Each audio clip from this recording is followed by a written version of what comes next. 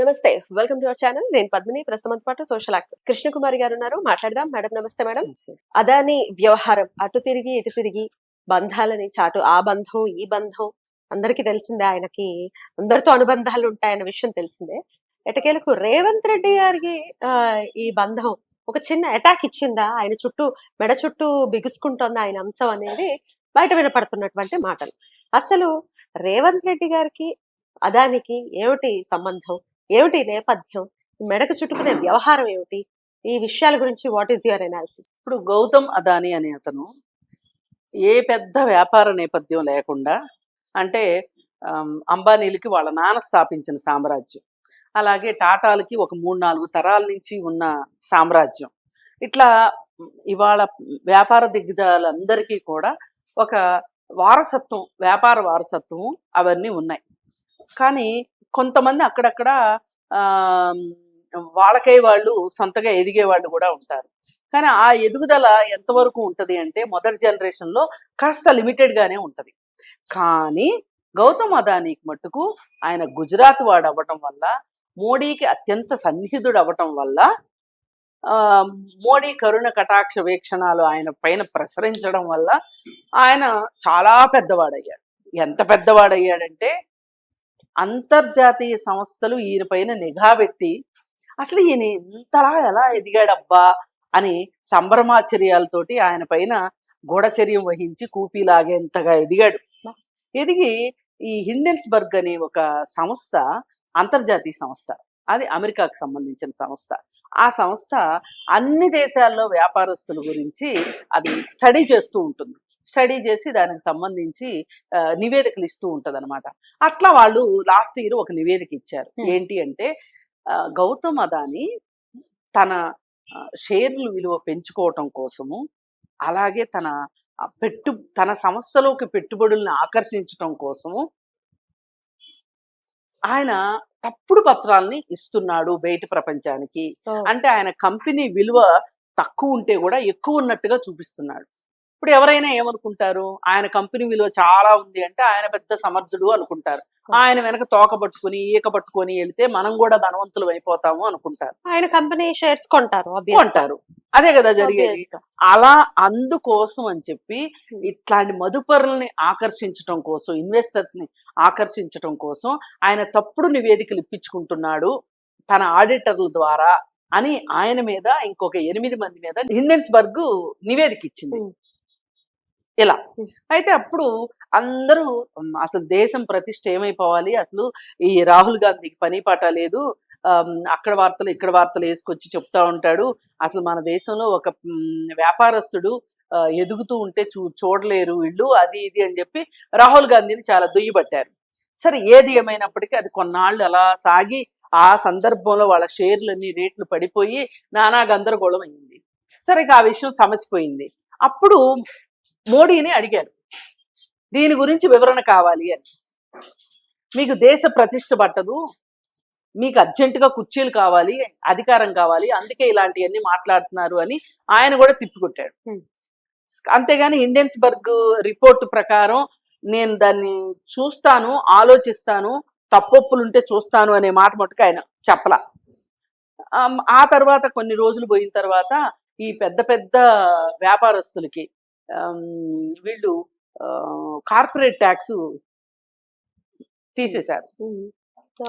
ఆ corporate tax ప్రభుత్వం గనక వసూలు చేయగలిగితే మన దేశం మొత్తం మీద స్కూళ్లలో మంచి ఇన్ఫ్రాస్ట్రక్చర్ ఇవ్వచ్చు, అన్ని డబ్బులు. కానీ చాలా ఉదారంగా కార్పొరేట్ ట్యాక్స్ తీసేశారు. అలాగే ఈ మధ్య కాలంలో బ్యాంకు, ఎస్బీఐ బ్యాంకు వాళ్ళకున్న అప్పుల్ని రుణమాఫీ చేసేసి, ఒక చిన్న వ్యాపారస్తుడు బడ్డీ కొట్టువాడు ఒక 10,000 లోన్ తీసుకుని కట్టకపోతే ఊరుకోరు కదా, వాడి సంగతి ఏంటో చూస్తారు కదా. మరి అలాంటిది వాళ్ళకి రుణమాఫీ చేసేశారు. దానివల్ల బ్యాంకులకు ఎంత నష్టం. ఇప్పుడు ఎస్బీఐ ఎవరు? ప్రభుత్వ రంగ బ్యాంకు. ప్రభుత్వ రంగ బ్యాంకు నష్టపోతే ఎవరికి నష్టం? ప్రజలకు నష్టం. అయినా కానీ చేశారు. ఇవన్నీ అయిపోయిన తర్వాత నెక్స్ట్ ఇప్పుడు మళ్ళీ న్యూయార్క్లో ఈ కేసు నమోదైంది. ఇప్పుడు ఏంటి చెప్తారు, ఇది ప్రశ్న Hmm. అని అందరూ సర్వత్రా ఆశ్చర్యపోతున్నారు. ఓహో నిజమేనా, అప్పుడు ఇండియన్స్బర్గ్ చెప్తే మనం నమ్మలేదు, ఇది నిజమేనా అనమాట అని ఇవాళ పొద్దున్నుంచి అందరూ ఎవరికి వాళ్ళు వ్యాఖ్యానాలు చేస్తున్నారు. ఈ సందర్భంలో బీజేపీకి అదానికి సంబంధం ఉందనే సంగతి జగమెరిగిన సత్యం. అదానికి మోడీకి, మోడీకి బీజేపీకి అలాగే మోడీ అమిత్ షా వీళ్ళందరూ ఇది ఒక గుంపు అనే సంగతి అందరికీ తెలుసు. పైగా ఈ గుంపు అంతా గుజరాత్ వాళ్ళు అనేది కూడా తెలుసు. మరి ఈ దేశంలో అప్పులు ఎగ్గొట్టే వాళ్ళందరూ కూడా బ్యాంకులకు అప్పులు ఎగ్గొట్టే వాళ్ళు మాక్సిమం గుజరాత్ వాళ్ళనే తెలుసు.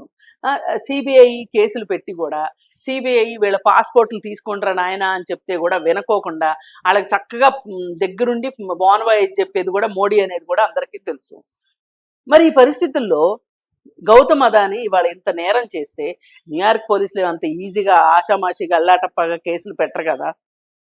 మరి ఇప్పుడు ఈయన మీద ఏ విధంగా ఉంటుంది వీళ్ళ రియాక్షన్ అంటే, వీళ్ళు తెలివిగా ఏం చేశారు అంటే, నిన్న మహారాష్ట్ర ఎలక్షన్స్ విషయంలో మోడీ మీద రేవంత్ రెడ్డి బాగా గట్టిగా మాట్లాడాడు. మాట్లాడేసరికి ఇంకా వాళ్ళకి ఇప్పుడు రేవంత్ రెడ్డి మీద అర్జెంటుగా మాట్లాడాలి. అందుకని ఈ సందర్భాన్ని అందుకు పురస్కరించుకుని నువ్వు ఎన్నికల విరాళం ఎందుకు తీసుకున్నావు, మన దావోస్లో 12,000 కోట్ల కాంట్రాక్ట్ ఎందుకు తీసుకున్నావు అని మాట్లాడుతున్నారు. అంటే అదాని ఈ దేశంలో ఇంకెవ్వరికీ ఇవ్వలేదా? ఒక్క కాంగ్రెస్ పార్టీకి ఇచ్చారా ఎన్నికల నిధులు? బీజేపీకి కూడా ఇచ్చారు. బీజేపీకి చాలా ఎక్కువ ఇచ్చారు. అసలు ఇప్పుడు గౌతమ్ అదాని ఆస్తులు, మోడీ అమిత్ షా ఆస్తులు, బీజేపీ ఆస్తులు అన్ని కలగలిపే ఉంటాయి.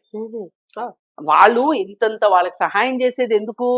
వాళ్ళు సంపాదించిన డబ్బులో నుంచి వీళ్ళు ఎన్నికల అంటే బీజేపీకి ఎన్నికల విరాళాల ద్వారా, పార్టీ విరాళాల ద్వారా వీళ్ళు తీసుకోవచ్చని, ఆ డబ్బులు ఎన్నికలకు వెదజల్లొచ్చని. మరి ఇప్పుడు ఎలక్షన్స్ ఏమన్నా సింపుల్ గా జరుగుతున్నాయా? ఇదివరకు ఇట్లాగా 100 కోట్లు ఖర్చు అవుతున్నాయి ఎలక్షన్స్ కి. మరి ఆ డబ్బులన్నీ ఎక్కడి నుంచి వస్తున్నాయి? బీజేపీ అనే డబ్బులు ఎలా ఖర్చు పెట్టగలుగుతుంది? నేను మొన్న ఎలక్షన్స్ అప్పుడు బర్రెలక్క ఎలక్షన్ ఉంది కదా, ఆ ఎలక్షన్ కోసం అని చెప్పి వెళ్ళినప్పుడు అక్కడ ఇళ్లలో వాళ్ళు చూపించారు, ఇంట్లో ఎంతమంది ఆడవాళ్ళు ఉంటే అంతమందికి 1,200 రూపాయలు ఒక్కొక్క చీర, అది చీర ఇచ్చారు. డబ్బులు వేరే, మగవాళ్ళకి ఆడవాళ్ళకి చీరలు, మగవాళ్ళకి మందు, డబ్బులు అలా అలా ఖర్చు పెడుతున్నారు. ఎక్కడి నుంచి వస్తున్నాయి వాళ్ళకి డబ్బులు? అందుకని ఒక్క కాంగ్రెస్ పార్టీకి విరాళం ఇస్తే మీరు తప్పు పట్టిన అర్థం ఉంది. అన్ని పార్టీలకు ఇచ్చారు వాళ్ళు విరాళం. జగన్మోహన్ రెడ్డికి ఇవ్వలా, తెలుగుదేశంకి ఇవ్వలా? ఇట్లా అడుగుతారన్న పాయింట్ వాళ్ళకి అబ్బే ముందు బట్టగాల్చి మీదయ్యాలి. ఇప్పుడు 12,000 కోట్లు కాంట్రాక్టు తీసుకురాలేదనుకోండి దావోస్ నుంచి, ఏమనేవాళ్ళు? చేత కాదు రేవంత్ రెడ్డికి, కేటీఆర్ చూడు ఎట్లాంటి కాంట్రాక్టులు పట్టుకొచ్చాడో. అంటే ఇప్పుడు బీజేపీ పాలిత ప్రాంతాల్లో ఎక్కడా అదాని కాంట్రాక్ట్లు ఇవ్వట్లేదు అదానికి. మరి వాళ్ళందరూ ఇచ్చినప్పుడు రేవంత్ రెడ్డి ఇస్తే తప్పు ఎట్లా అవుతుంది? ఇదంతా ఏంటి అంటే దొంగే దొంగ దొంగ దొంగ నరిసినట్లు. అలాగే రెండో వాళ్ళ మీద బట్టగాల్చి మీదేస్తే వాళ్లే మసి తుడుచుకుంటా కడుక్కుంటా కూర్చుంటారు పనులు మానేసి. ఈ సందట్లో సడేమి అన్నట్లు మనం అక్కడ రాజకీయ లబ్ధి పొందాలి అనే ఒక ఉద్దేశం తప్పితే వేరే ఏమీ. చాలా డొల్లతనం ఉంది. అయితే చాలా డొల్లతనం ఉంది. ఇలాగే ఒకప్పుడు మీకు గుర్తుంటే సత్యం కుంభకోణం బయటపడింది కూడా ఇలాగే. వాళ్ళకున్న ఆస్తుల్ని ఎక్కువగా చూపించడం, వాళ్ళ ప్రాజెక్టు విలువని పెంచి చూపించటము, తద్వారా షేర్ మార్కెట్ లో షేర్లు అమ్ముకోవడము. చాలా ఏదో ఒక రోజు ఇట్లాంటిది బయటపడినప్పుడు షేర్లు డమాలు అంటే అమాయకులు డబ్బులు వాళ్ళ జేబుల్లోకి వెళ్ళడము, ఇవన్నీ మనం చూసేయే కదా. హర్షద్ మెహతా కూడా ఇట్లాంటివే. అందుకని ఆ బీజేపీ అధికార ప్రతినిధి మాట్లాడిన మాటల్ని పట్టించుకోవక్కర్లేదు. ప్రతిదీ వాస్తవాలు లేకోకుండా ఎంతసేపటికి ఒక రాజకీయ దృక్కోణంలోనూ అధికారాన్ని లాక్కోవాలి అనే ఒక ఉద్దేశం తప్పితే వేరే ఏమీ కనిపించదు. అంతే, డెఫినెట్లీ అర్థమవుతున్నటువంటి విషయం ఇది. Right madam, thank you so very much. నమస్తే.